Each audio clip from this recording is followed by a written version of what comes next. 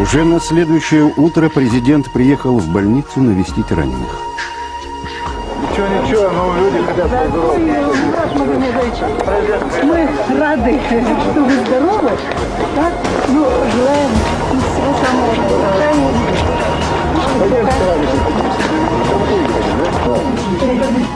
Ну, это Амир, он мой родственник, Барсуков, Куриев, значит, ну, достойный парень.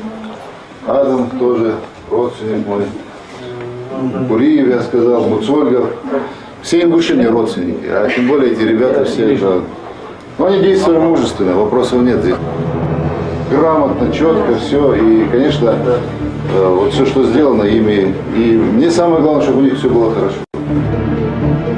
А вот чем парни били, А вот видите? вот в чем у вас метит? Да, у меня в машине мы вытащили вот такие вот. Это мало, значит. Это еще фугас там был. Это значит тротил, и еще когда тот взорвется, еще фугас, чтобы целенаправленно там было все это сделано, чтобы ни они, ни мы, чтобы никто там не выжил. Вот благодаря им эта задача не получилась у них. И не получится никогда. На щеке президента след от ожога. Врачи мне сразу оказали то, что мне нужно, сделали. Вот немножко мне говорят, надо скрыть, загримировать. Я говорю, не надо. Не надо. То, что известно Богу, от людей скрывать нельзя. Ладно, дал Машу. Позже Мурат Зязиков скажет нам: наверное, это Всевышний дал мне возможность продолжить жизнь, и я могу теперь еще послужить своему народу.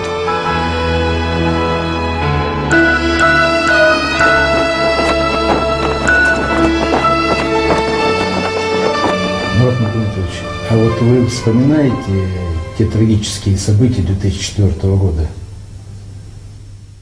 Ну так, по-человечески, да, конечно, бывает иногда. А так, чтобы я не зациклился на этом. Бог богатый, Бог бережет, Он ведет по жизни. И я Ему благодарен, что Он и сохранил, и что я вот после этого успел очень много сделать. Вот это самое главное. Но ведь постоянно же вам мешают. Мы сталкиваемся действительно с подобного рода угрозами, когда республика просто попадает вот именно не просто в поле зрения там какой-то группы людей, не просто какая-то информационная война эшелонирована, а есть и преступления. Конечно, преступления есть в любом регионе, но вот здесь вот то, что происходит в Ингушетии, конечно, это вот как бы на это обращает больше внимания. Почему? Да, потому конечно, конечно. Потому что Ингушетия, она идет сегодня по пути созидания, по пути преобразования, по пути решения много вот сделано того, чтобы республика стала центром межнационального, межконфессионального согласия. И в этом плане очень много сделано. И, конечно, есть определенные силы, которые не хотят такого пути развития. Те, кто не хочет